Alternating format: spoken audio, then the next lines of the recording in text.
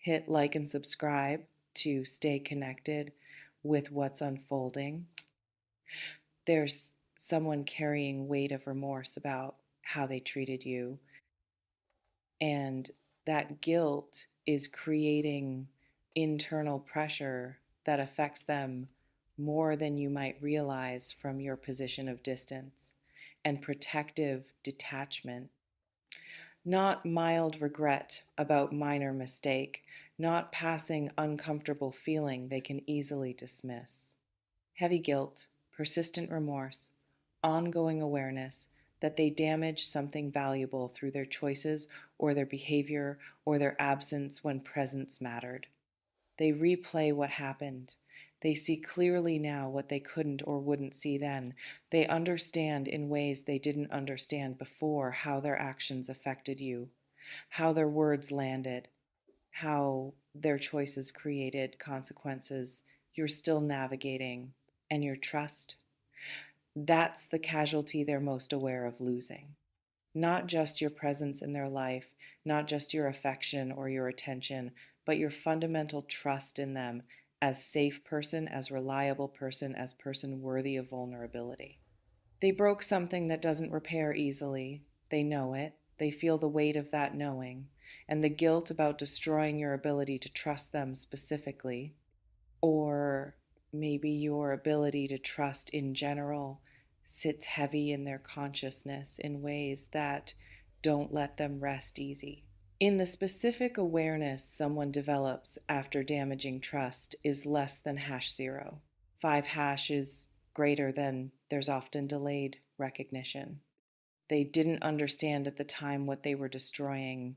They minimized or rationalized or defended their behavior. They told themselves it wasn't that bad or you'd get over it or they had their reasons. But time and distance and reflection have brought clarity that wasn't there during the actual harm. And now they see it. Now they feel it.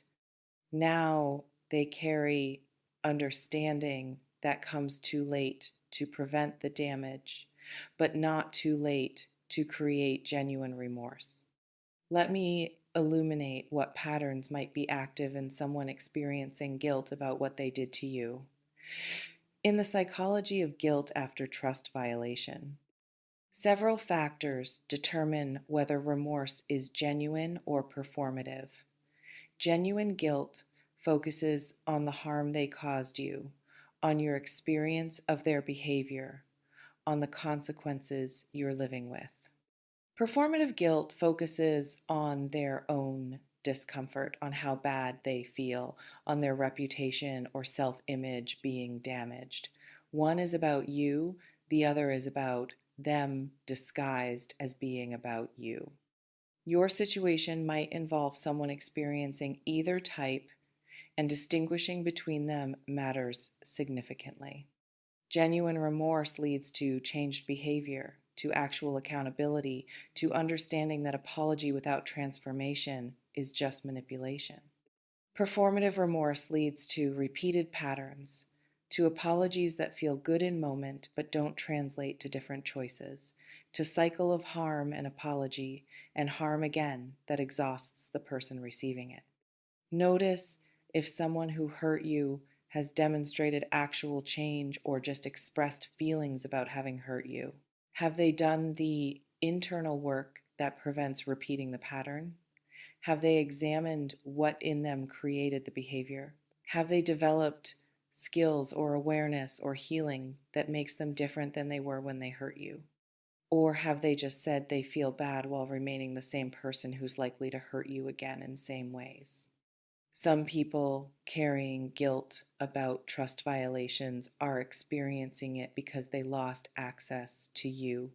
The guilt isn't really about your well-being, it's about their loss. They feel bad because you're not available to them anymore, because they can't have what they had when you trusted them because the door closed and they're on the wrong side of it. The remorse serves their desire to restore access rather than genuine care for your healing. You might be dealing with exactly this self-serving guilt. Someone who hurt you now wants back in, now realizes what they lost, now feels bad because the consequences finally affected them rather than just you. Their guilt motivates reaching out, attempting reconciliation, trying to rebuild what they destroyed.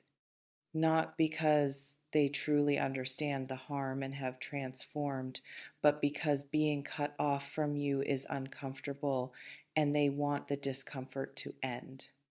Others are carrying guilt that's genuinely about you, about what they recognize they put you through, about pain they caused that they finally understand was unnecessary and preventable. They're not trying to get back in, they're not seeking to restore access, they're just sitting with the knowing that they hurt someone who didn't deserve it. This guilt might lead to amends making if you're open to it, or it might just be weight they carry as consequence of their choices, as appropriate suffering for causing inappropriate suffering. This reflection invites you to consider, if someone who hurt you expressed remorse, would you believe it's genuine or strategic? Let me clarify what you don't trust anymore specifically reveals about the damage. Don't trust anymore means something fundamental shifted in you. Not just losing trust in them specifically, though that's certainly true, but possibly losing trust more broadly in your own judgment for having trusted them initially, in people in general for being capable of the harm they demonstrated, in your ability to protect yourself through discernment, in the possibility of safe connection when connection proved unsafe. The trust violation created ripples that extend beyond just the relationship where it occurred. In the deeper damage of trust destruction, the person who broke your trust might not fully comprehend what they took from you. They see that you won't trust them, they recognize you've closed off to them, but they might not grasp that you're now operating with entirely different paradigm about trust itself. That you're more guarded generally, more skeptical automatically, more protective reflexively, less open naturally. They damaged not just your relationship, but your relational capacity. It's essential you understand that this protective response is appropriate, not pathological. When trust gets violated significantly, withdrawing trust and becoming more cautious is healthy adaptation, not dysfunction. You're not broken for being less trusting, you're learning. You're not damaged for being more careful, you're wiser. You're not wrong for having boundaries that didn't exist before. You're protecting yourself based on information your experience provided. Some people who destroyed trust become frustrated when you don't trust easily again. They want you to get over it, to move on, to stop holding grudges. But rebuilding trust after it's been shattered takes time, takes consistent demonstration of trustworthiness, takes patience with your healing process that they might not be willing to provide. Their frustration with your protective distance reveals they still don't fully understand what they broke or what repairing it actually requires. You might be experiencing exactly this kind of pressure to restore trust before trust has been earned again. Someone wanting you to be vulnerable before they've proven they'll honor vulnerability this time. Someone expecting you to risk again without having done the work that would make the risk reasonable. Someone treating your appropriate caution as punishment rather than as natural consequence of their choices. Your refusal to comply with their timeline for your healing is boundary worth maintaining. Others understand that trust once broken requires extensive rebuilding, that they destroyed something precious that can't be hastily repaired, that your protective distance is consequence they created and must accept. These people are willing to demonstrate consistency over time, willing to honor your boundaries without resentment, willing to let you determine pace of any potential reconnection if reconnection is even something you want. This understanding is minimum requirement for beginning to consider whether trust could ever be restored.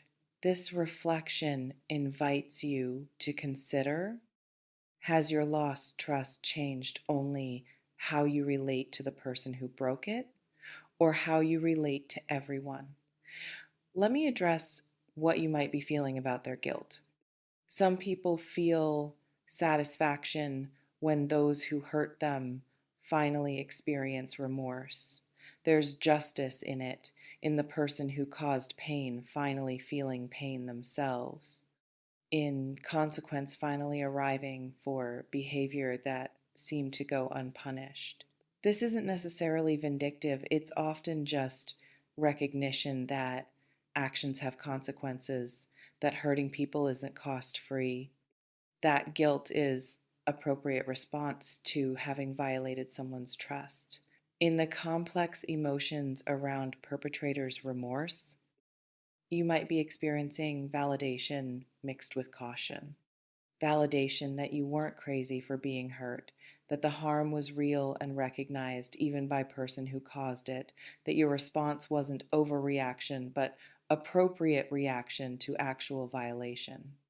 But also caution because guilt doesn't equal transformation, because feeling bad doesn't mean being different, because remorse without change is manipulation, whether intentional or not.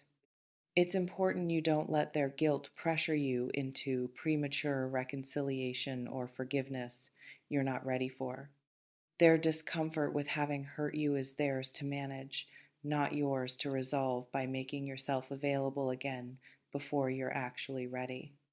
Their guilt serves them if it drives genuine change, if it motivates actual growth, if it prevents them from repeating pattern with you or others.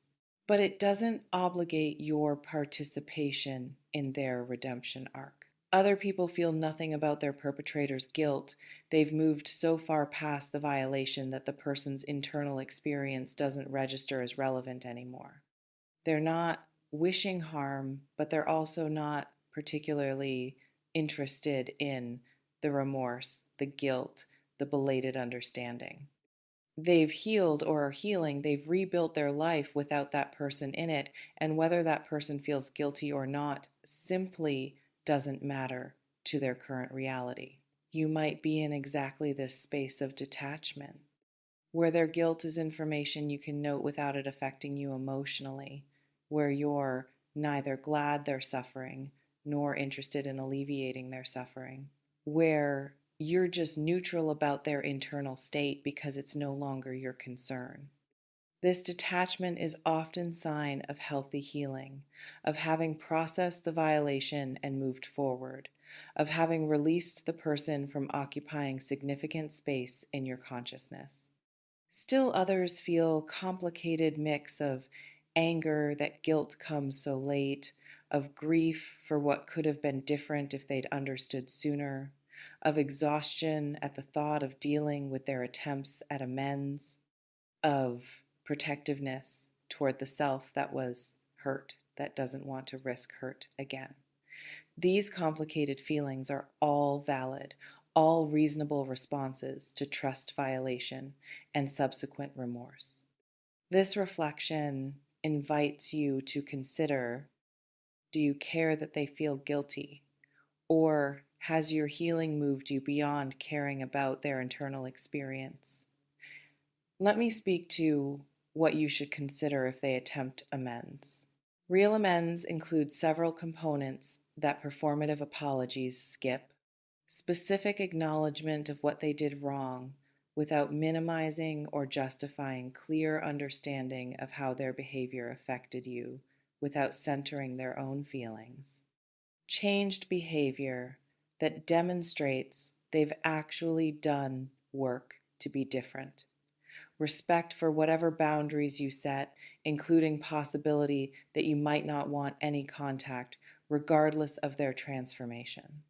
In the assessment of whether amends deserve consideration, you're evaluating both their words and their actions, both their stated understanding and their demonstrated change. Do they take full responsibility without any "but you did" qualifications? Do they focus on your experience or on their discomfort about having hurt you? Do they respect your need for distance or pressure you to engage before you're ready? Do they prove change or just promise it? It's critical you protect yourself from being love bombed or guilt tripped into reconciliation that doesn't serve you. Someone feeling guilty might do big gestures, dramatic declarations, persistent attempts at contact, all designed to alleviate their own guilt through your forgiveness rather than to genuinely honor what you need. Be skeptical of intensity, of urgency, of pressure disguised as passion. Real amends are patient, are respectful of your boundaries, are focused on your healing, not their absolution. Some situations warrant giving someone who violated your trust another chance after they've demonstrated genuine transformation over a sustained period. They've done therapy. They've examined their patterns. They've taken accountability. They've changed visibly. They've respected your boundaries. They've been patient with your healing. If all that's true and you genuinely want reconnection, careful, slow rebuilding might be possible, though never guaranteed to succeed. But many situations don't warrant second chances. The violation was too severe, the pattern too entrenched, the change insufficient, or your healing requires permanent distance regardless of their transformation. You're allowed to acknowledge their growth without wanting them back in your life, allowed to appreciate their remorse without forgiving them, allowed to wish them well while maintaining permanent boundaries. Their guilt doesn't create your obligation to participate in their redemption. This reflection invites you to consider if genuine amends were offered. Would you even want reconnection, or do you prefer the distance? Someone feels guilty for what they did to you. They carry remorse about trust violation, about harm caused, about consequences their choices created for you. You don't trust anymore? The damage extends beyond just that relationship, affecting how you protect yourself, how you assess safety, how you engage with vulnerability generally, or at least with much more caution than before they taught you why caution matters. And your work is honoring your healing process regardless of their guilt, setting boundaries that serve your protection, not their comfort, evaluating any amends, attempts with healthy skepticism, remembering that their feelings don't obligate your response. You get to decide if and when and how you might ever trust them again, if that's even something you want, which it might not be, which is completely valid. May you honor your broken trust as teacher. May you protect yourself without apology. May you heal at your own pace. May you trust again when you're ready, not before. They carry guilt for what they did. You carry wisdom from what you survived. Their remorse doesn't require your participation. Your healing is yours to navigate. Remember this: you weren't wrong to trust initially just because trust was violated.